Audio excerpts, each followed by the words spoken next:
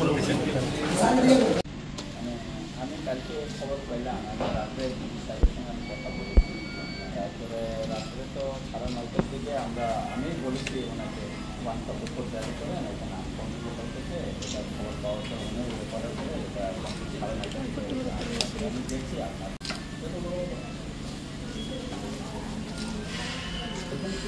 লাগালে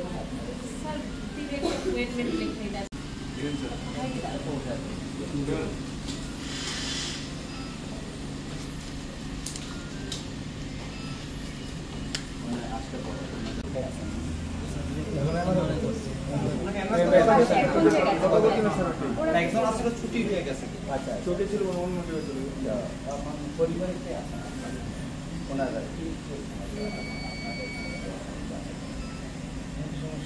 আমি আপনাদের সাহায্য করতে পারি।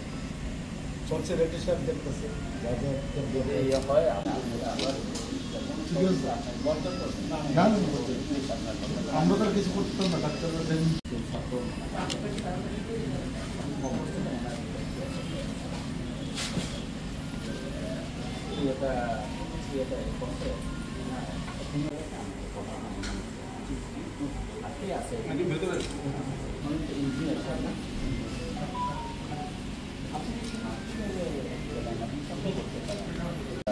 আমি আজকেও আমি ভিডিও দিয়েছি যে এটা তদন্ত করে যে হোক তা কঠোর একটা শাস্তির জন্য আমি দাবি জানিয়েছি এবং আমি যদি সুযোগ পাই মাননীয় চিফ মিনিস্টার সঙ্গে আমি দেখা করব।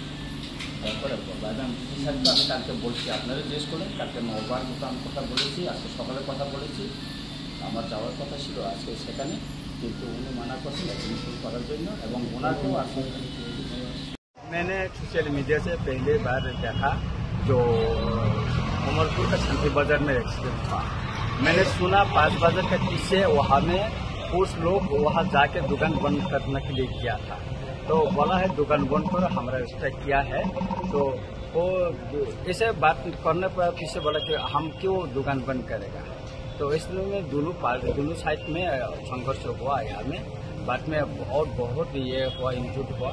तो मैं देखा है जो हमें हमारा जो BDO साहब और इंजीनियर साहब एवं SDP साहब उन्हें इंजूर्ड हुआ, उनको GB हॉस्पिटल में लेके आया, मैं देखने के लिए आया हूँ यहाँ में।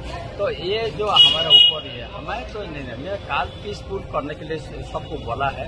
तो लास्ट मूवमेंट में ये प्लानिंग करके ये एक्सीडेंट पर किया है, तो मैं जानते नहीं, लेकिन ये प्री प्लान हो सकता है। ये এটা কারো পরিকল্পনা থাকতে পারে, কারণ 5টা বাজার পরে অধিকাংশ জায়গাতে বাইক পোতার জন্য আমি নিজে বলে দিয়েছি যে আমাদের পিকেটিংটা উঠে নাও, বনটা থাকবে 24 ঘন্টা, এটা উঠে নেওয়ার জন্য আমি নিজে বলেছি যে বাইক পোতার জন্য, যেটা আগরতলায় আমরা সবার অনুরোধে আমরা 3টার দিকে উঠে দিয়েছিলাম।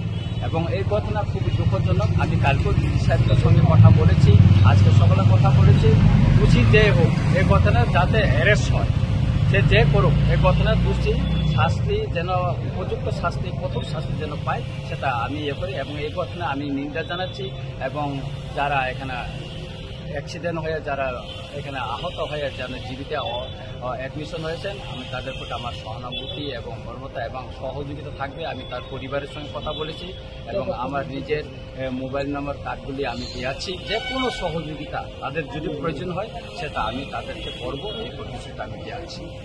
सर सोशल मीडिया पे एक बार बार दिखाना होচ্ছে যে you are a Bangladeshi citizen, तो आप इसको लेके क्या रिएक्शन देंगे और क्या करेंगे, क्योंकि you are a member of the assembly also. हम कानून में क्या लिखा है हम देखेंगे, कानून से हम लड़ाई करेंगे।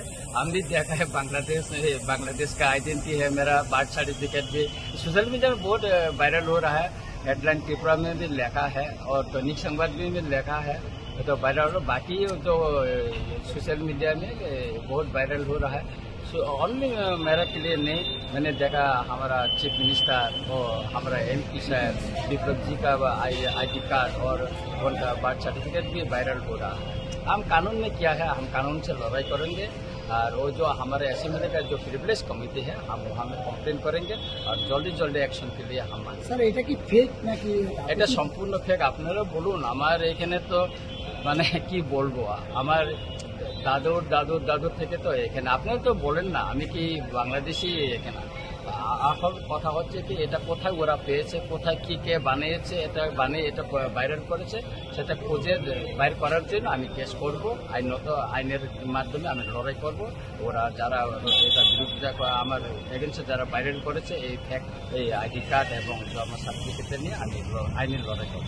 স্যার একটা कॉमन चीज আমরা দেখেছি যে आप भी बोल रहे हैं कि एक कंस्पिरेसी हो सकता है, सीएम भी बोल रहे कंस्पिरेसी, सारे लोग ही बोल रहे कंस्पिरेसी, पर ये कंस्पिरेसी किया कौन? और आप सब सरकार में हैं, पुलिस था वहाँ पे, इसके सामने ये इंसिडेंट हुआ है, तो how do you see the overall thing?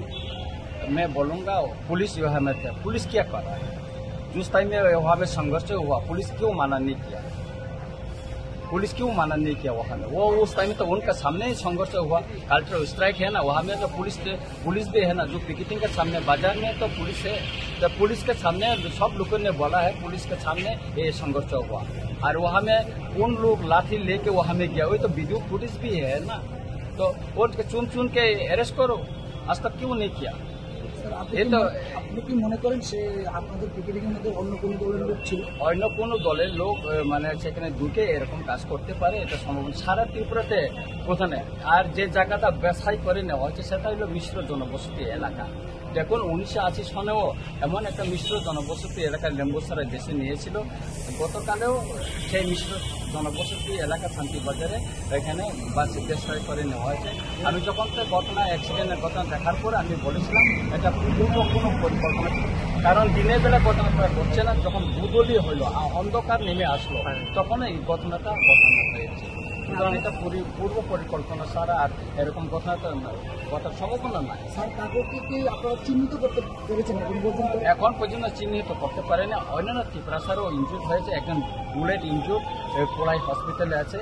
আমি কথা বলেছি, আমি ডিজি সাহেবকেও বলেছি, ওনাকে ট্রিটমেন্ট দেওয়া হয়েছে। আরও কয়েকজন ইনজুর্ড হয়েছে, আর 4 জনের নাম আমার কাছে এসেছে। অনেকে বইয়ে ট্রিটমেন্টে যাচ্ছে না, আজকে তাদেরকে পুলিশ এসকর্ট করে সেখানে পাঠানোর জন্য আমি বলেছি যে তারা ট্রিটমেন্ট হয়ে যাবে। আমার কাছে কিছু ফটো আছে তাদের ইনজুর্ডগুলি, মানে অনেকের পেটের মধ্যে একজনের তীর লেগেছে, সেই ছবিটাও আমার কাছে আছে, ওটা আমি আলোচনা করবো। এবং আজকে আমি সেখানে যাওয়ার কথা ছিল, ডিজি সাহেব বললেন সেখানে সিচুয়েশন তো নর্মাল এখনো হয়নি, আপনি 1 দিন হোল্ড করে দেন, আবার সেখানে যাওয়া যাবে।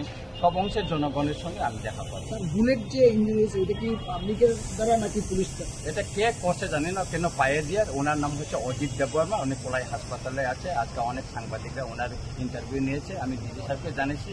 ডিজি সাহেব বলছে এটা বুলেট ইনজুর নাও হতে পারে, কিন্তু যিনি ইনজুর্ড হয়েছে উনি বলছে ওটা পাওটা একদিকে লেগে বাইরে হয়ে গেছে এবং এখানে অপারেশনের দরকার নেই, কিন্তু ওনার ব্যান্ডেজ বড় হয় একটা ইনজুরি। Thank you sir.